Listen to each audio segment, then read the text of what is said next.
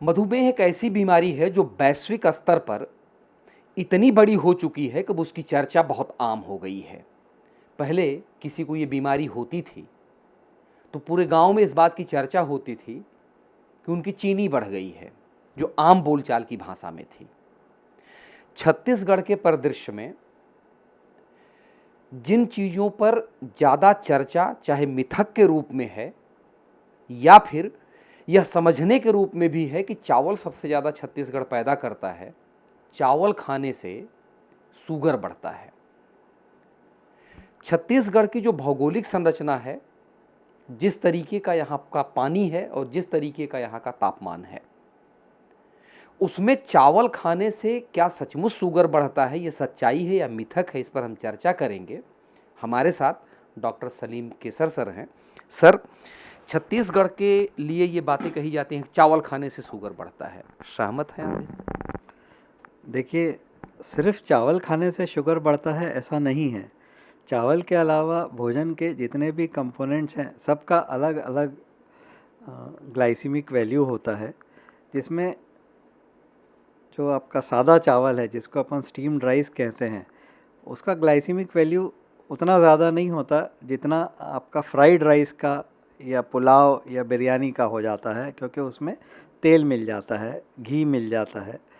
वैसे ही सादी रोटी या फुल्का, उसका ग्लाइसीमिक इंडेक्स थोड़ा सा कम होता है, और आप उसका जैसे ही प्रिपरेशन थोड़ा सा बदल देते हो, रोटी घी वाली या फिर आपका पराठा बना देते हो, तो उसका ग्लाइसीमिक इंडेक्स और उसकी जो कैलोरिक वैल्यू है वो और ज़्यादा बढ़ जाती है।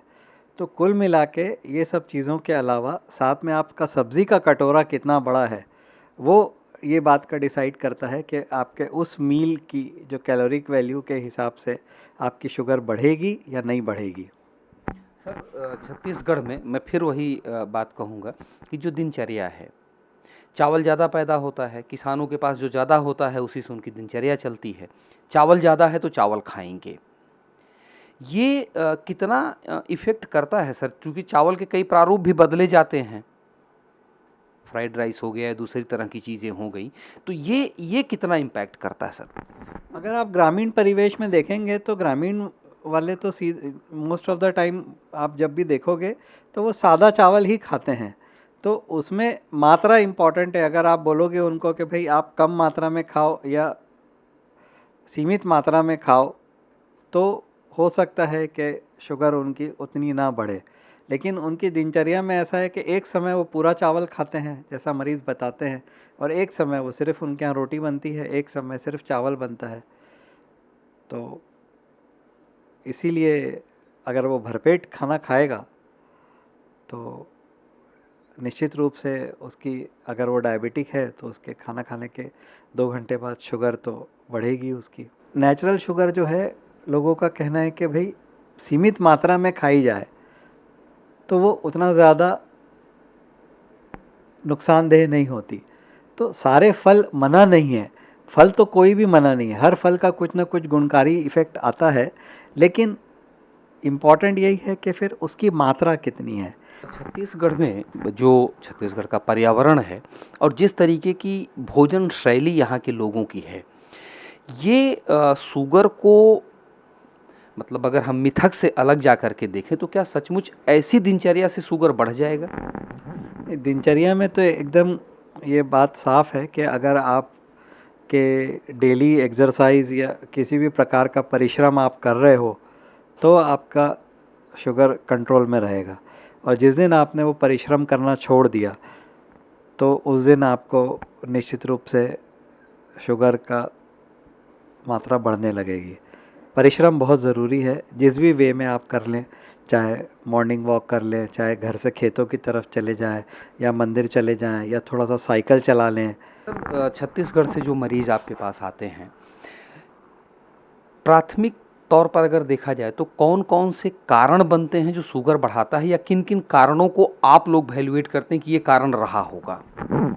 देखिए, सबसे पहला तो एक जेनेटिक प्रीडिस्पोजिशन बोलते हैं कि माता पिता को भले ही उन लोग बहुत ज़्यादा परिश्रम करते होंगे लेकिन शुगर की टेंडेंसी होगी।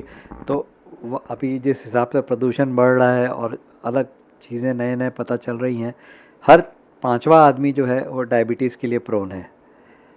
तो चूँकि परिश्रम कम हो गया है, खान पान बदल गया है और जेनेटिक प्रीडिस्पोजिशन है ही, और आपका जो चावल की किस्में हैं, जो भोजन का प्रारूप है वो बदल गया है, तो इसीलिए आप मान के चलिए कि डायबिटीज़ तो ऑलमोस्ट महामारी जैसा रूप ले लिया है इसने। लेकिन इसका मुख्य कारण यही है कि इंसान को अपना परिवेश बदलना पड़ेगा। ऐसा संभव है कि अगर एक बार डायबिटिक हो गया कोई पेशेंट, तो क्या उससे बाहर निकल सकता, पूरा स्वस्थ हो सकता है? अभी ये सबसे ज़्यादा जो है, अभी यही पूरे भारत में नहीं पूरे विश्व में अभी यही सबसे ज़्यादा चर्चा चालू है कि क्या डायबिटीज़ जो है ख़त्म हो सकती है। तो बहुत सारे लोग आयुर्वेद और डाइट थेरापी, और इस पे अभी आप सुनोगे कि ये एकदम चर्चा का विषय है, हर जगह जो है चर्चित विषय है। इसमें एक बात एकदम क्लियर है कि डायबिटीज़ जो है वो रिमीशन में जा सकते हैं। रिमीशन का मतलब है कि आप जो है आपकी शुगर बिल्कुल कंट्रोल में रहेगी, लेकिन आप बोलोगे कि डायबिटीज़ की टेंडेंसी ख़त्म हो जाए और दोबारा आपके जो 3 बम हैं, जैसे कि रसगुल्ला, गुलाब जामुन, जलेबी, या जिसमें भी चाशनी बहती है, ये वाली चीज़ें जब भी आप मिठाई खाओगे तो फिर वो दोबारा ना बढ़े, ऐसा संभव नहीं है। आपके इस पूरे चिकित्सीय व्यवस्था में कोई ऐसा व्यक्ति आया जिसने डायबिटीज़ को बिल्कुल ठीक कर दिया हो, या इस स्थिति में लाके रख दिया हो जिसकी आप चर्चा कर रहे हैं? हाँ, कुछ पेशेंट्स हैं जो बता रहे हैं कि हमने टोटल बंद कर दिया है, खाने पान में बहुत सारी चीज़ें बंद कर दी है। आपने जो जैसा अपनी बात हुई थी कि फ्राइड राइस, बघारे चावल, मीठे वाली चीज़ें टोटल बंद करके, और आपके खाने में देखिए एक बहुत अच्छी चीज़ हम लोग के परिवेश में ये है कि जितनी भी हरी चीज़ें हैं, हरी सब्जियों से लेकर आप जितनी भी हरी वेजिटेबल्स आप ले लीजिए, चाहे पत्तेदार हरी सब्जियां हों, चाहे आपके लौकी हो, भिंडी हो, तुरई हो, ये सारे, करेला हो, ये सब एंटी डायबिटिक हैं। जितनी भी चीज़ें हरी है ये सब एंटी डायबिटिक हैं। तो अगर आपके भोजन में कार्बोहाइड्रेट की मात्रा सीमित रहेगी तो निश्चित रूप से आप डायबिटीज़ रिमिशन में ले जा सकते हैं। हम फिर छत्तीसगढ़ के परिप्रेक्ष्य में ही कहेंगे, जिस तरह के वनोपज यहाँ पे हैं, चूँकि वह भी हमारे दिनचर्या का हिस्सा होते हैं। कई फल भी ऐसे हैं, जैसे महुआ की एक बात हो जाती है कि उसका भी बहुत सारा व्यंजन बनता है, और छत्तीसगढ़ का जो पारंपरिक भोजन है वो चावल पर आधारित है, चाहे चावल हो या फिर वो जो पुए बनते हैं वो हो, या बहुत सारी चीज़ें चावल पर ही निर्भर करती हैं। सर, ये कितना बड़ा कारण बनते हैं, क्योंकि छत्तीसगढ़ के लिए ये बड़ा महत्वपूर्ण है, तो ये समझना चाहेंगे। नहीं तो अब देखिए, चावल से आपने जब व्यंजन बनाए तो व्यंजन बनाने के लिए आपने किन चीज़ों का प्रयोग किया है। जब तक वो प्योर चावल है तब तक तो वो चावल जैसे ही बिहेव करेगा। जैसे ही उसमें किसी किस्म की मिठास आ गई या किसी किस्म का तेल आ गया, जब आप इसमें चीज़ें ऐड करने लगते हो तो धीरे धीरे उसकी कैलोरिक वैल्यू बढ़ती चली जाती है।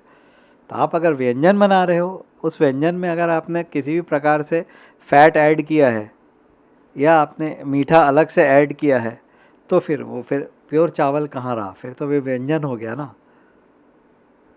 तो इसीलिए अगर आप उसको प्रॉपरली स्टडी करके देखेंगे और बहुतायत में नहीं खाएंगे, हर चीज़ मॉडरेशन में लेंगे, तो जैसा कि अपन चर्चा कर रहे थे कि हर चीज़ में अनुशासन ज़रूरी है, तो आप अपनी थाली सजा लीजिए और उस थाली में कटोरियाँ भी रख लीजिए। तो उस कटोरी में आप जो है कुछ पसंद की चीज़ें रख लीजिए जिसका हो सकता है कि कैलोरिक वैल्यू ज़्यादा है। मना कुछ भी नहीं है डायबिटीज़ में, सारा काम इसी बात पे निर्भर है कि आप अपना हाथ कहाँ पे रोकते हैं। चिंता का विषय कहा जा सकता है, और चिंता का विषय है भी। बच्चे इस बीमारी के शिकार हो रहे हैं। छत्तीसगढ़ में बहुत सारे केसेस आ रहे हैं, नंबर कितना है ये तो नहीं कहा जा सकता, लेकिन अगर आँखों के डॉक्टर के पास जा रहे हैं, चश्मा बच्चों को लग रहा है और उसमें यह कहा जा रहा है कि इनके डायबिटीज़ का भी ध्यान रखिएगा। कारण क्या बन रहा है सर इस तरह से चीज़ों के होने का? एज अ पेरेंट अगर मैं देखूं तो मेरे को जितना समझ में आया है वो ये है कि जब हम स्कूल में थे उसके मुकाबले स्कूलों में स्पोर्ट्स, उसके मुकाबलों में स्कूलों में फिज़िकल एजुकेशन या ट्रेनिंग या पीटी की क्लासेस और मेहनत करने की जो शिक्षा है, अगर बच्चों में बचपन से ही डाली जाए, अनुशासन तो उनको बच्चों में ही डालना पड़ेगा। और जितना आप उनको प्री प्राइमरी, प्राइमरी और मिडिल स्कूल में सिखाएंगे, क्योंकि हाई स्कूल तक आते आते तो पढ़ाई का बोझ इतना ज़्यादा हो जाता है कि आप ये सब चीज़ों पे वही आदमी जा पाता है जिसको आगे कैरियर स्पोर्ट पे बनाना है। लेकिन जो बच्चे जब छोटे रहते हैं तो आप प्री प्राइमरी, प्राइमरी और मिडिल स्कूल लेवल पे भी अगर स्पोर्ट्स को कंपलसरी कर दिया जाए या परिश्रम किसी भी रूप में अगर कंपलसरी कर दिया जाए और बच्चों को इसकी आदत डाली जाए और बैलेंस डाइट की महत्ता बताई जाए तो ही इस बीमारी पे और मोटापे पे जो उसका मुख्य कारण है। क्योंकि डायबिटीज़ अकेला तो आता नहीं है, डायबिटीज़ बेसिकली उस मेटाबॉलिक सिंड्रोम का पार्ट है जिसके 8 अलग अलग अंगों पे काम करता है। तो सवाल है, हालांकि ये मैं मिथक मान के चल रहा हूँ। छत्तीसगढ़ का जो टेम्परेचर है, छत्तीसगढ़ की जो भौगोलिक स्थिति है, क्या इस तरह की स्थितियाँ भी शुगर के बढ़ने का कारण हो सकती हैं? नहीं, अभी तक क्लाइमेट से तो ऐसा कुछ नहीं देखा गया है। क्लाइमेट फैक्टर नहीं है, मतलब इसको डायबिटीज़ के उसमें जो मेजर फैक्टर्स है वही है कि एक आपका लैक ऑफ एक्सरसाइज, भोजन का जो अनियमितता है वो, और आपका जेनेटिक फैक्टर्स जो उसमें है, ये 3 चीज़ें हैं। पहला कारण अगर आप बोलोगे शुगर का तो वो मोटापा ही है। मोटापा जो है जैसे ही बढ़ना शुरू होता है तो शरीर के सब अंगों पे भार पड़ना शुरू होता है। जब सभी अंगों पे भार पड़ना शुरू होता है तो क्या होता है, आपकी जो फैट कोशिकाएं हैं, खासकर पेट की जेंट्स में और फीमेल्स में हिप की, और ये सब जब अत्यधिक वसा की मात्रा बढ़ती चली जाती है तो इंसुलिन को काम करने में तकलीफ़ होती है। इंसुलिन बनता तो है लेकिन वो काम ठीक से नहीं कर पाता, तो शरीर और इंसुलिन बनाता है कि भाई काम ठीक से नहीं हो रहा है करके, और वो और एक्स्ट्रा इंसुलिन भी काम नहीं कर पाता क्योंकि इंसुलिन रेजिस्टेंस हो गया है। इस इंसुलिन रेजिस्टेंस के चक्कर में फिर धीरे धीरे जो है आपकी शुगर बढ़ती चली जाती है। शुगर भी बढ़ रही है, वो और मोटापा बढ़ाती है, वो और इंसुलिन बढ़ता है, फिर और शुगर बढ़ती है। ये एक विशियस साइकिल है जो बढ़ता चला जाता है। इसलिए मोटापे को कंट्रोल करने के लिए सबसे पहला है डाइट और दूसरा है एक्सरसाइज। अगर आप धीरे धीरे करके वज़न कम कर लेते हो तो हर मोटा आदमी डायबिटिक नहीं होता, लेकिन हर टाइप 2 डायबिटिक मोटा होता ही है। Thank you sir. खाना सुधारिए, चलना शुरू करिए, व्यायाम नियमित, ये बड़ा महत्वपूर्ण है। और ख़ास तौर से उन नौनिहालों का जो भारत के भविष्य हैं, उनके लिए सोचना शुरू करिए, क्योंकि खेल का मैदान अगर सिकुड़ता गया तो शरीर में शुगर की मात्रा बढ़ती जाएगी। ये चिकित्सीय परामर्श है, सोचिए ज़रूर, क्योंकि अगर बच्चों में शुगर बढ़ता गया तो भारत व्यवस्थित नहीं रह पाएगा। कैमरामैन मिथिलेश के साथ भूपेंद्र दुबे, ईटीवी भारत, रायपुर।